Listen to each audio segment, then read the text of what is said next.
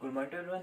आज देख रहे हैं हम लोग एक्सरसाइज 3.1 का क्वेश्चन नंबर 2 से लेकर के लास्ट तक के हम लोग सारे से कवर करेंगे। इसमें 6 क्वेश्चन हैं, तो हमारे पास टोटल 5 क्वेश्चन मिलेंगे। इसमें फर्स्ट क्वेश्चन हम लोग कर चुके हैं। तो क्वेश्चन नंबर 2 देखिए आप। क्वेश्चन नंबर 2 है हमारे पास, how many diagonals does each of the following have. कितने डायगोनल्स होंगे। डायगोनल्स हम लोग पढ़ चुके हैं कि एक छोड़ के दूसरी जो हमारी वर्टेक्स होता है उसको अगर टच करती हुई कोई लाइन है तो उसको हम लोग डायगोनल्स बोलते हैं। जैसे मेरे पास ये है, ठीक है। जैसे मेरे पास मान लो कोई फिगर है, मैंने क्या बोला, एक वर्टेक्स छोड़ के दूसरा वर्टेक्स। अगर एक वर्टेक्स ही है तो यह वर्टेक्स छोड़ना पड़ेगा, इसको मिला दो। सेम अगर यहाँ से खींचूं तो इसको छोड़ के कौन सा यहाँ मिलाना पड़ेगा। तो ये क्या हो गए, इसके डायगोनल्स हो गए। इसको डी से डिनोट करते हैं। तो हमारे पास डायगोनल्स हमने समझ में आ गए। तो हम लोग बात कर लेते हैं किसकी, कॉन्वेक्स क्वाड्रिलेटर। कॉन्वेक्स जिसका हर एक एंगल कितना होगा, 180 से बिलो होगा, ठीक है। 180 से छोटा होना चाहिए एंगल्स। अगर मैं बात करूं तो ये, हमारा क्या बन जाएगा, कॉन्वेक्स क्वाड्रिलेटर। क्वाड्रिलेटर मतलब 4 साइड होनी चाहिए, और क्या है, ये कॉन्वेक्स है, सॉरी। तो इसमें हमने इसकी कितनी डायगोनल्स होंगी ये हमने बताना है, ठीक है। तो इसकी डायगोनल्स एक छोड़ के दूसरे को मिला देते हैं। अगर यहाँ से मिलाओ तो इसको छोड़ना पड़ेगा, ये मिलेगा, इसको छोड़ के ये मिलेगा, ठीक है। तो कितनी हो जाएंगी इसकी डायगोनल्स, इसमें सीधी लिखता हूँ d = 4 हो जाएंगी, ठीक है। इसका सेकंड है रेगुलर हेक्सागन। हेक्सागन मतलब कितना, पेंटागन मतलब 5, तो हेक्सागन मतलब कितना, 6, ठीक है। हेक्सा मतलब 6। तो उसकी कितनी साइड हुई, 6 साइड होनी चाहिए। 1 2 3 4 5 6 रेगुलर है तो हर एक साइड सेम होगी। ये 2 है तो ये सब 2 होंगी, रेगुलर बोल रहा है वो, ठीक है।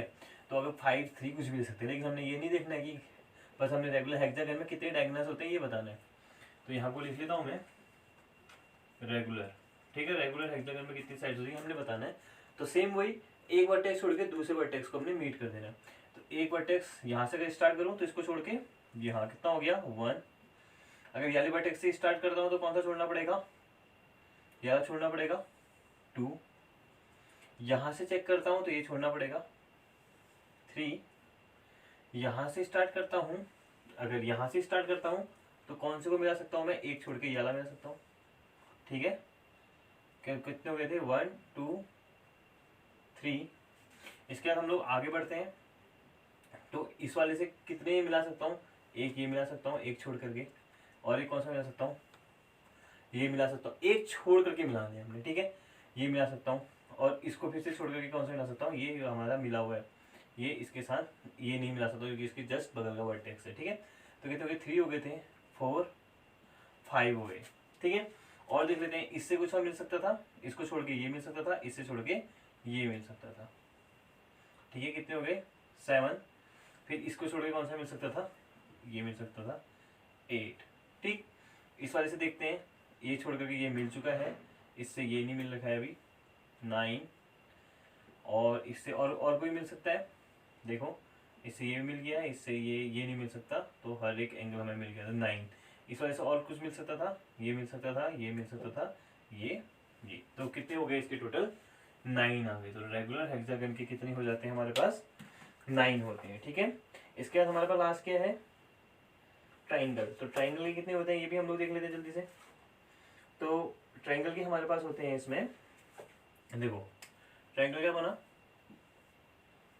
ये हमारे पास क्या है, एक ट्राइंगल है। अब इसमें अगर ये वर्टेक्स छोड़ के मैं दूसरे वर्टेक्स कौन सी मिला सकता हूँ, ये भी इसकी नियरेस्ट वर्टेक्स है, ये भी इसकी नियरेस्ट ही है, ठीक है। एक छोड़ के दो नहीं सकता। सेम अगर याली वर्टेक्स से जाऊँ तो कौन सी वर्टेक्स, याली वर्टेक्स छोड़ सकता हूँ, तो याली मिला सकता था, लेकिन ये भी इसके बगल में ही है। तो ऐसी कोई वर्टेक्स नहीं है जो हम लोग इसको मिला सकते हैं। तो इसके कितने हो जाएंगे, ट्राइंगल के कितने होते हैं, 0 होते हैं, ठीक हो गया।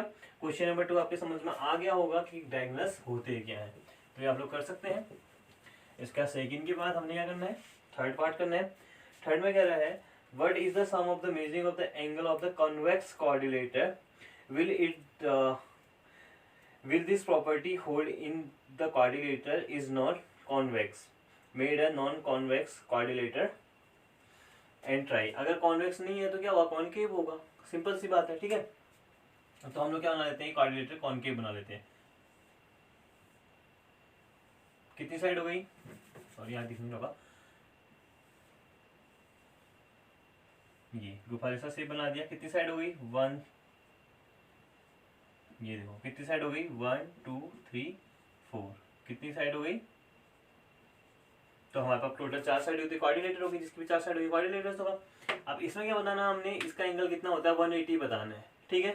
तो ये बताना हमने, what is the sum of the measuring of the angles of a convex quadrilateral. Convex quadrilateral भी बना लेते हैं,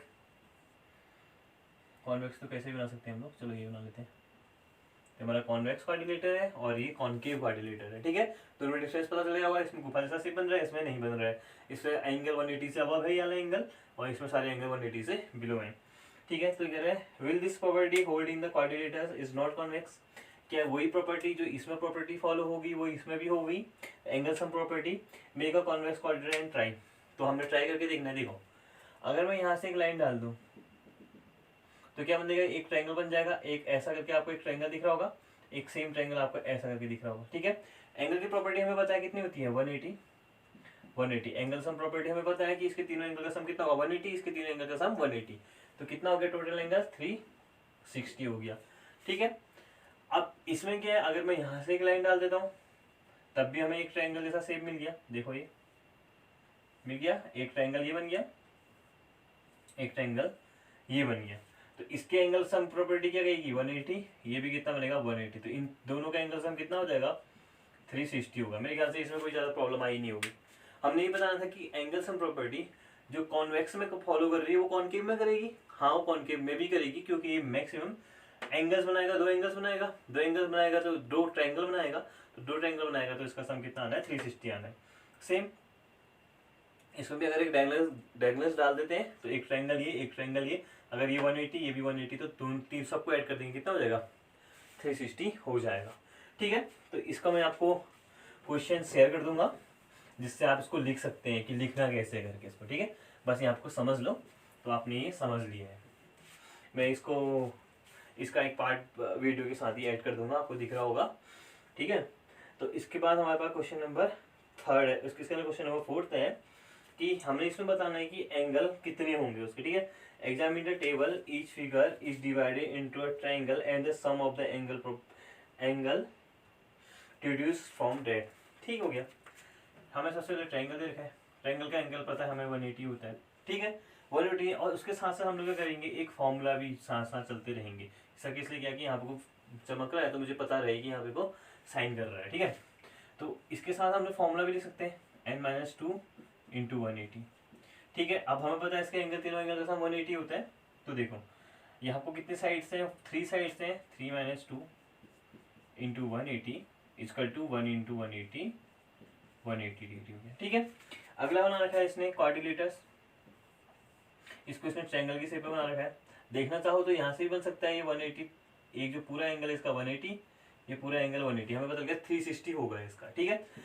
अब अगर हम लोग इसका यूज ना करें, ट्रायंगल बनाते ना रहे, तो हम लोग डायरेक्ट फॉर्मूले से भी लिख सकते हैं, n-2 इंटू 100, तो n कितना हो गया 1 2 3 4, 4 - 2 इंटू 180 इसका 2 इंटू 180 इसका अपॉन 360 हो सकता है, ठीक है।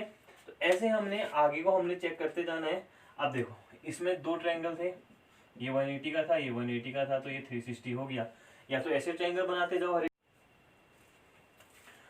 तो देखिए अब आगे को हमने ऐसे क्वेश्चंस को देखना है। तो क्वेश्चंस में क्या बता रहा है, ये तो हमारे साथ हमें दे रखा है, ऐसे भी हम लोग निकाल सकते हैं, ठीक है। लेकिन हमने किसका फाइंड करना है, जिसके साइड्स कितनी है, अगर किसकी 7 साइड्स हैं तो उसका कैसे फाइंड करेंगे। 7 साइड है, 7 साइड बना लो, 1 2 3 4 5 6 7, कैसा भी शेप दे दो, जरूरी नहीं है, बस 7 साइड्स होनी चाहिए उसमें। 7 क्या होनी चाहिए, सेगमेंट होने चाहिए, लाइन सेगमेंट, ठीक है। तो ये हमारे पास 7 लाइन सेगमेंट बन गए, 1 2 3 4 5 6 7, ठीक है। अब हमने इसको बताना है इसमें कितने होंगे, वही फॉर्मूला है हमारे पास, n-2 इंटू 100, ये कॉम्पिटिशन लेवल का क्वेश्चन है। अभी आपको फॉर्मूला तो याद हो रहा है, n-2 इंटू 180 फॉर्मूला याद हो गया, लेकिन जैसे आप हायर क्लास में जाएंगे आपको ये फॉर्मूले की जरूरत नहीं पड़ने वाली है। डायरेक्ट कॉम्पिटिशन में क्वेश्चन आता है कि अगर किसी एक हमारा फिगर है, उसकी 8 साइड्स हैं, तो बताओ उसमें कितने का एंगल बनेगा, तो वहाँ आपको बड़ा कन्फ्यूजन हो जाता है, ठीक है। तो उससे अच्छा क्या करें, यहाँ को फॉर्मूला में याद होता है n minus two into 180। N कितनी है यहाँ पे 7 माइनस टू इंटू 180, तो कितना हो गया 5 इंटू 180, 0 5 इंटू 8 40, कैरी 4, 5 और 5 9, कितने 900 डिग्री का हमारे पास क्या बन जाएगा, इसके तीनों के तीनों उसका एंगल्स का सम कितना होगा 900 होगा। ठीक है, ऐसे हमारे पास जो 8 होगा जिसकी साइड 8 होंगी, अब 8 फिर भी कोई भी बना सकता है, 1 2 3, कैसे बना सकते हो मतलब 1 2 3 4 5 6 7 8, अगर मैं ऐसा फिगर बना देता हूँ। ठीक है, रेगुलर नहीं बोल रहा है ना, इसलिए हम लोग किसी भी शेप में बना सकते हैं, ये कितनी भी साइड हो सकती है। अगर रेगुलर बोल देता तो फिर हमें हर एक एंगल फिक्स बनाना पड़ता है। ठीक है, तो 8 हो गया, फिर से वही formula n minus two into 180, तो 8 माइनस टू इंटू 180, 6 इंटू 180, बाकी आप सब निकाल सकते हैं। ठीक है, बाकी ऐसे हमने कितना 10 का निकालना है, 10 आप निकाल सकते हैं। अब बात करते हैं किसका, जिसके n फिगर है, n फिगर है, अगर n किसी में लाइन से है तो उसका क्या होगा, अगर किसी में n का मतलब है कि हमारे पास फिक्स नहीं है, फिक्स नहीं है तो उसका फॉर्मूला ही होता है n माइनस टू इंटू 180, उसका क्या होगा यही फॉर्मूला होगा। क्यों, उसमें हमने क्या रखना है, n की जगह रखेंगे n ही रखेंगे, और n किसी माइनस होगा नहीं तो वही होगा। n का मतलब जब हमें फिक्स नहीं है, n क्या हो सकता है 1 भी हो सकता है, 2 भी हो सकता है, 3 भी हो सकता है, 5 भी हो सकता है, 8 भी हो सकता है, 10 भी हो सकता है, बहुत सारा कुछ भी हो सकता है वो n।